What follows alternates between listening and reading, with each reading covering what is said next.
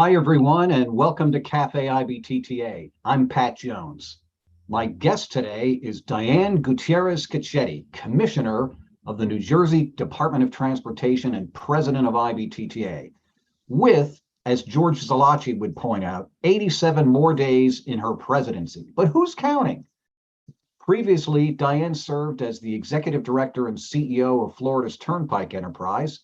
And before that, she served 21 years at the New Jersey Turnpike Authority, culminating in her role as executive director. I could go on and on about Diane's background and accomplishments, but we want to save time for your questions. So, Diane, welcome to Café IBTTA. It's great to have you with us. Thanks, Pat. It's really great to be here with you this morning.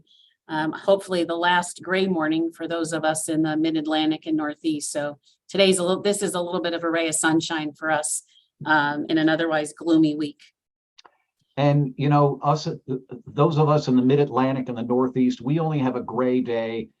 We didn't have the treacherous days that our friends in Florida and elsewhere in the Southeast had. So our hearts go out to them during these challenging times with the hurricanes. 100%. You know, the one thing that is, I know for sure, is that the team in Florida, and including Florida's Turnpike Enterprise, are working hard to help Floridians get back to some normalcy. And it'll take a while, but that's a team that is tremendously resilient. So I know that they're working hard to help as many folks as they can, giving some of the devastation, especially transportation devastation we've seen over the last week or so. We'll talk a little bit more about resilience in the minutes to come. Well, this is Café IBTTA, where we drink coffee and talk about things that are interesting, relevant, uplifting, and fun. And today, a big shout out to all of my colleagues on the IBTTA staff for your amazing work in planning, organizing, and executing the IBTTA annual meeting, 90th annual meeting in Austin last month. We had more than 1,000 delegates, and we're going to talk about that in a little while. So we are taking your questions and comments, and we want to get started right away. If you have a question for Diane at any time during the show, please type it in the chat function using everyone or all panelists and attendees. So Diane, let's talk about the annual meeting. As I mentioned, we had more than 1,000 delegates, and I'm going to show some pictures on the screen here as we're talking so we can reflect on those. But I'm interested, what are some of the highlights of the annual meeting for you? So I think, Pat, for me, really the biggest highlight was just the absolute energy that ran through the meeting. I think people were genuinely happy to be there. And yes, we had an in-person annual meeting last year, but not to the magnitude of this meeting. I think that people were genuinely happy to be together. I think our exhibitors did a great job with really interesting and innovative exhibits for our members to be able to engage with them on. Just all around a very positive, uplifting, I think, experience to be back together in such numbers. And I also think the content of the meeting was phenomenally strong. I think we had great presenters and great panelists. Good topics were covered. We went through a variety of different topics that were important.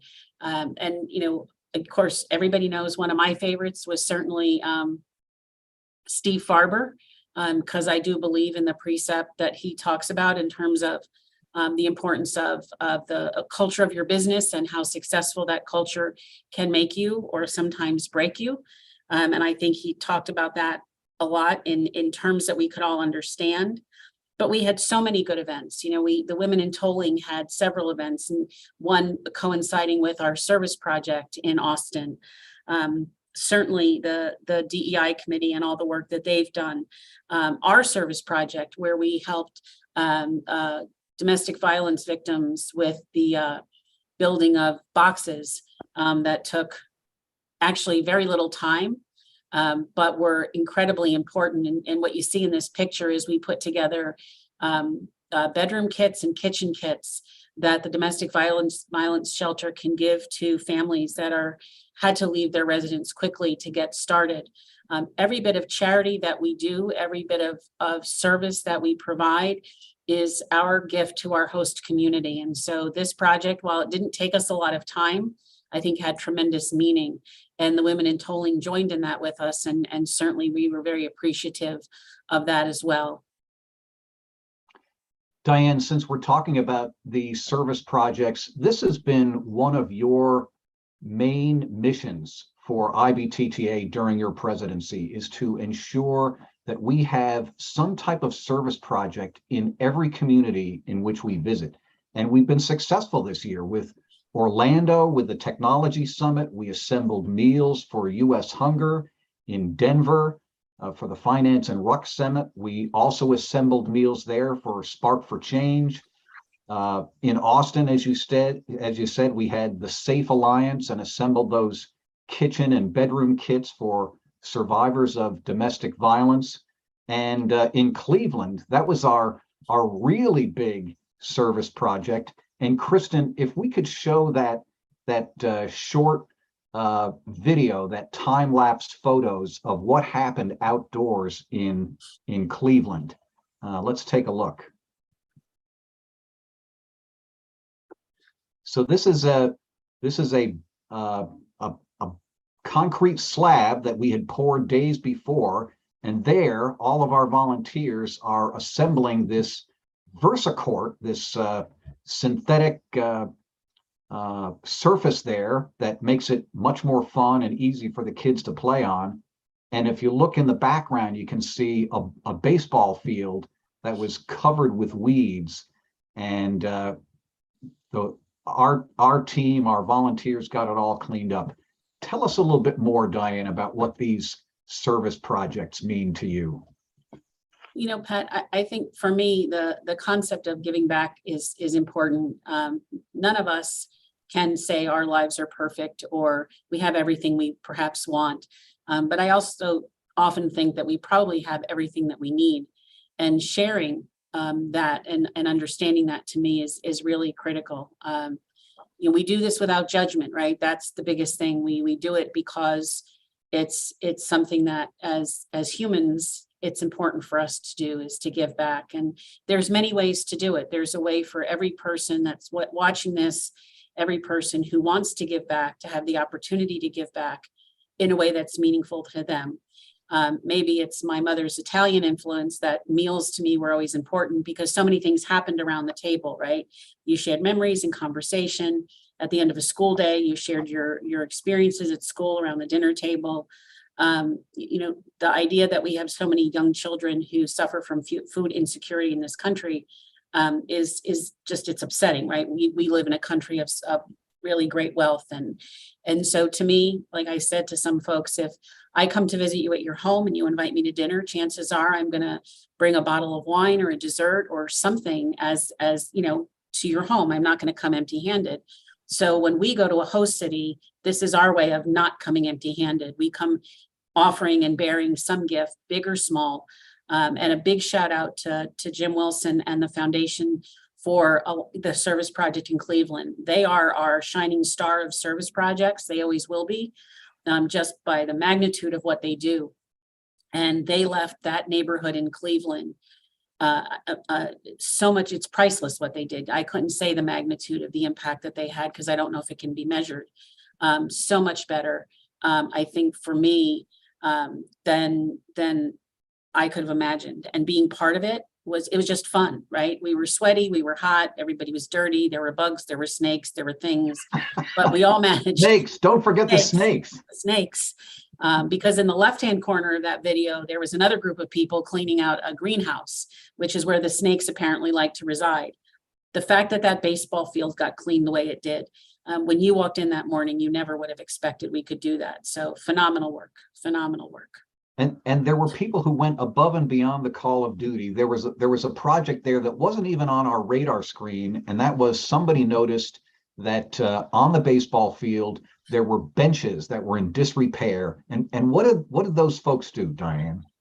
They went to the local Home Depot or Lowe's and they bought pressurized wood, and we're eating lunch, and all you could see are these people marching through the gym with their lumber because their job wasn't done.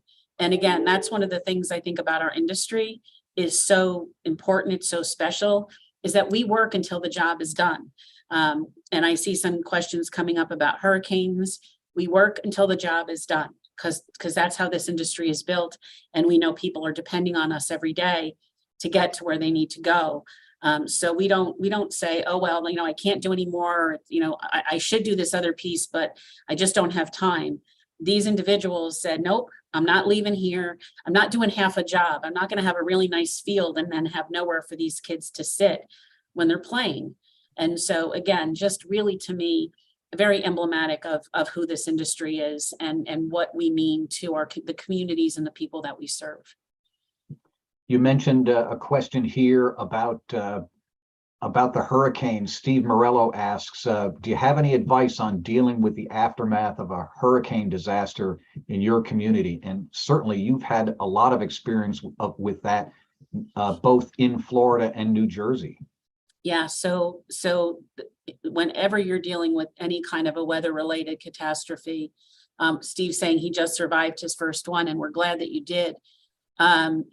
It's preparedness, right? So really making sure that your team is prepared. First of all, one thing about a hurricane is you usually get a few days notice of its arrival. And it's about preparedness. And again, my experience at Florida DOT and certainly with Florida's Turnpike Enterprise is there were a team of people who knew how to be prepared. And so if you're talking about it from an agency perspective, from my perspective as leadership, I rely on those people who have done this day in and day out for years to tell me what they need. My job was always to make sure they had what they needed. I could only do that if we were communicating. Find out what your team needs, make sure that you prepare them well, that you're part of it, that you basically, I hate to say it this way because some people, please take it in the spirit it's meant, stay out of their way. It's nice in leadership, we want to be part of things, and sometimes the best way to be part of things is to let people do the jobs that they do best. And so I've learned that over time, not just with Florida, but even in New Jersey with fighting snow or really incidents on our roadways. Personally, for your communities, I think all of us need to be mindful that there'll be a lot of folks, a lot of charities popping up to raise money. The best thing you can do for your communities is to really pay attention to what your community is asking for. It's easy to write a check.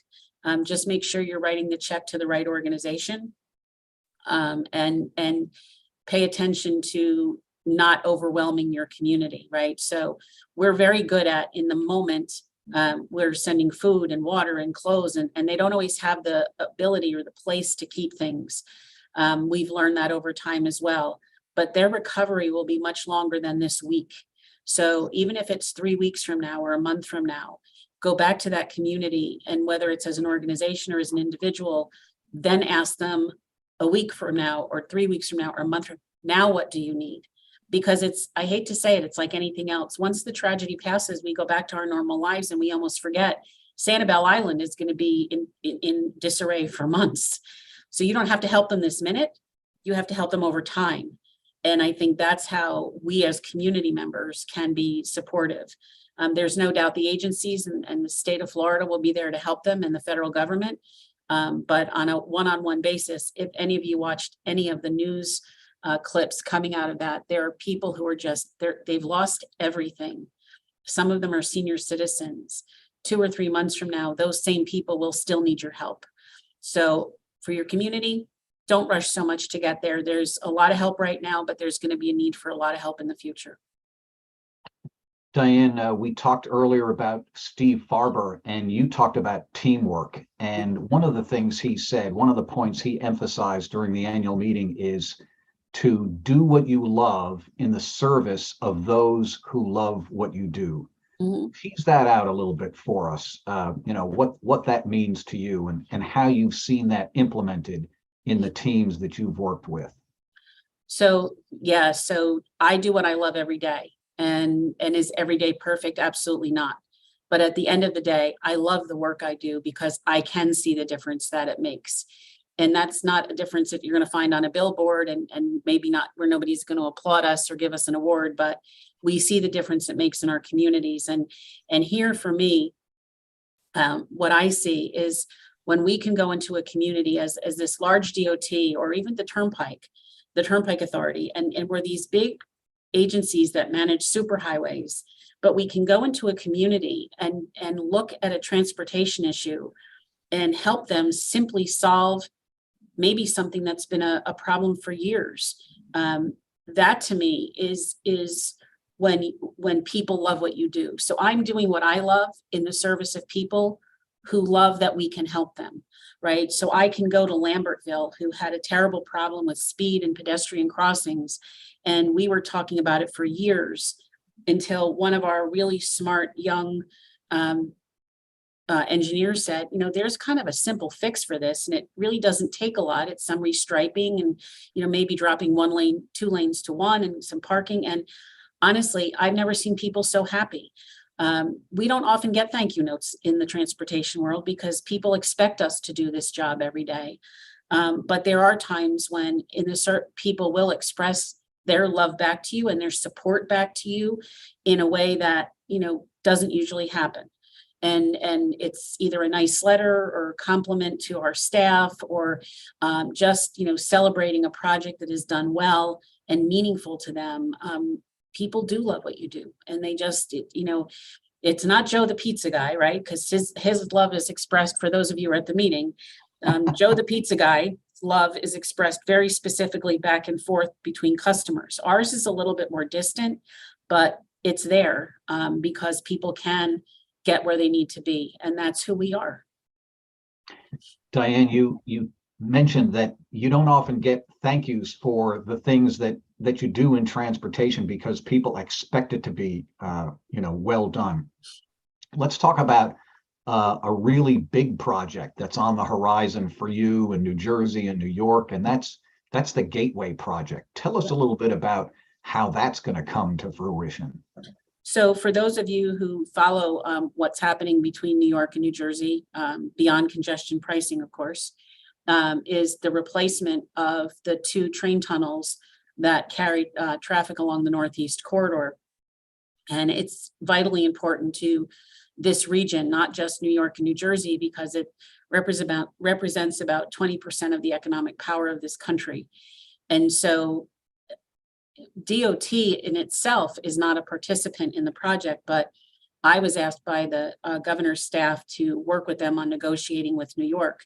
And the other part of it that was vitally important was I was asked to help them figure out how New Jersey would pay their share. And we're gonna pay our share based on the power of the New Jersey Turnpike Authority. And some people would say, well, does that make sense? Like, you're going to take money from a toll road to help people use the train? Well, sure, it makes sense. You have to balance your transportation system. The Turnpike is not forever going to be able to add capacity. We're doing a capacity project now that's come under tremendous fire from our environmental stakeholders, and we respect their concerns and we promise to address them. But we have to learn to use a balance of transit and surface transportation and use it wisely. So the Gateway project for New Jersey and New York, adding those two tunnels, creating that additional reliability, people feeling they can get on the train and know they're going to arrive on time, that there are going to be less failures based on the age of the old tunnels in the system, is incredibly important. And so one thing I always say, and I've said it a million times, is we have to understand our whole business. The business that we're in specifically, but also the industry that we're in. And so for us, Gateway, the tunnel is just one piece of a much larger project. There are several bridges that will be reconstructed as a part of Gateway. There will be the renovation or the expansion of Penn Station. The renovation of New York Penn is not technically part of Gateway, but the Penn renovation project will also be part of what we do as we continue to complete the Gateway project. It'll take years, maybe decades, but the point is to continue to create transportation for all. And we need to do that together, because we all know that funding is always going to be an issue, even with the bipartisan infrastructure law, which is phenomenal. It's a 5-year program. So after that is over, we still need to continue to work together to make sure there's transportation available for all and all have the opportunity to be mobile. Speaking of transportation for all, the Gateway project makes me think that this is really something that's intended to address equity issues, because not everybody can get in a car and drive into New York City or out of New York City into New Jersey. You're going to need transit, buses and rail that will take people into the city. And IBTTA has focused some energy on diversity, equity, and inclusion in the last 2 years since George Floyd was murdered. Talk to us, Diane, a little bit about some of the efforts of our task force on diversity, social, and racial inclusion, and how that's helping our members and the industry. I think, it's hard to even think back and remember that day where we all saw videos on TV that were unspeakable. I mean, I'm not even sure that there are words to explain what happened on that day in May. But what it did was it acted as a catalyst for, I think, what I'll call a much more open conversation. We had a tendency to talk politely around subjects now that I think we are talking much more openly about, and I think it's much healthier for all of us. And the committee, DEI, has done a tremendous amount of work to bring to the forefront of our organization the need for inclusion in all that we do, whether it's panels, whether it's events, whether it's speakers. Very important, right? We need to hear from all walks of life, people who have had experiences in all different areas of our business. I think the fact, and again, the safe space conversations have been phenomenally well received, very important. I've actually talked to folks and they get tears in their eyes having been part of those conversations because of the ability to have a safe space to be open and have conversations. I think that kind of opportunity for human beings, for getting just members of IBTTA, is just incredibly important to feel that you can shed maybe some concerns you've had, or speak openly, or understand how to deal with perhaps some of the feelings that we have coming out of the events that are happening in our society as we continue through a period of somewhat of civil unrest. And the best thing we can do is be open about it and loving about it and accepting. I think acceptance is a huge part of what this committee is helping us understand, whether it's through the book club, whether it's through the awards and recognition, the focus on the historically Black colleges and universities, which is, again, for the scholarship program is extremely important. We need to give everybody a leg up, right? And we need to be inclusive in that regard. And of course, we had a great opportunity with April Rye of Comto, the CEO of Comto, to come and speak to us about the organization and what they're accomplishing. And right after she left Austin, I got to see her again in Dallas at the Latinos in Transit conference that I participated in. So, all in all, I think it is a great task force. I think it's something that stays with us because it's a focus that shouldn't ever go away. And I think there will be new challenges that we'll face over time as we continue to be faced with some of the challenges that come out of our societal issues. And whether we like to believe it or not, when we walk into IBTTA, those societal issues don't get left at the door because they're part of the fabric of our culture. And I mean our larger the larger culture of our country, of our world, and we need to make sure that we're always paying attention to that. Diana, I just want to point out to everybody that Terry Langford has put a link to our website with the Task Force on Diversity, Social, and Racial Inclusion and the activities that they're engaged in. So if you're interested in more information, please check out that website. Diane, we often talk about teamwork and mentorship and collaboration in these Café IBTTAs. And I'm thinking about one gentleman, John Pagliarulo, who recently retired from the New Jersey Turnpike. I saw his message on LinkedIn, and I know he's been a really close collaborator with you over the years. Can you say a few words about John? Sure. Well, so John is known to all of you as John, to some of us as Pags, because Pagliarolo can be a mouthful some days. And if you talk to Fran O'Connor, you might call him Piggy, because Franny grew up with John. So John is the quintessential per individual coming from the very bottom of the agency, being a toll collector, and through tenacity, trust me, tenacity and perseverance, continue to improve himself to ultimately become the leader of the Turnpike's cash toll collection operation and the director of tolls.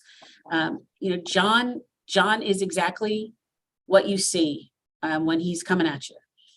He tells it like it is, from sitting watching a basketball game in Orlando when we had folks who thought we were too noisy. And he said, well, it's 8 o'clock at night and we're watching a basketball game. What do you want from us? John is John. He comes from Jersey City, and he is quintessential New Jersey. But John is also someone that many of, I hope, our young folks look up to and understand. This is a young man who started as a toll collector. He enlisted in the service. When he finished his military obligations, came back to the Turnpike and continued to persevere through hard work, through using our tuition reimbursement program, and from never not volunteering. He always wanted to do the next thing. And it led him to what is a phenomenal ending of his career. I couldn't be prouder to call him my friend. And I couldn't be prouder of him professionally. And now, he will go and spend time with his son, Alec, and his wife, and probably play a lot of golf and ask me at least 3 times a week when I'm going to join him. So John is just really, we're going to miss him. But this is something that you get to earn after many years in the public sector. Absolutely. John, we salute you, and some of us hope to join you on the links in the days and weeks and months to come. Diane, I'm going to make a couple of announcements, and then we'll come back for your final words of wisdom. So don't forget to complete the survey at the end of this program. We always like to hear your comments so that we can keep improving. Some upcoming events for IBTTA. October 23 through 25 is the Global Tolling Summit in Dublin, Ireland. We're returning to Dublin for an IBTTA meeting. There's still time to register. It's a great program, and we hope to see you there. November 3rd, we have a webinar on involving the International Committee Emerging Market Series, Doing Business in India. On December 8th, we have the IBTTA Book Club discussion. The book is Raising My Rainbow by Lori Duran. We hope you'll check that out. And check out the IBTTA website for details on all of our in-person and virtual events. Well, Diane, what final words of wisdom do you have before we sign off today? So the only words of wisdom I think I'll offer today, Pat, is to tell everyone always to keep joy in your heart. We've gone through some tough times, and I don't want to forget our friends in South Carolina. They're not IBTTA members. I think they have one small toll road still. They are also recovering from the hurricane. Do everything you can to keep that joy in your heart, even on the worst days. Stay focused on your mission. I think we do that well every day as an industry. And remember, you have lots of folks around you to support you on those days that aren't so good. So remember I hope, like I said at the meeting, you got left with one new idea and one new friend, hopefully more than one new friend. And remember, the one thing we do best is we stick together. So keep sticking together. And as our DOT motto goes here, remember, everybody goes home every night. So most importantly, stay safe and stay healthy. Diane, thank you so much. It's been wonderful having you on the program today, and I'm looking forward to seeing you in Dublin, if not before. And to all our viewers, be safe, keep in touch, and we'll see you down the road. Thanks, everybody.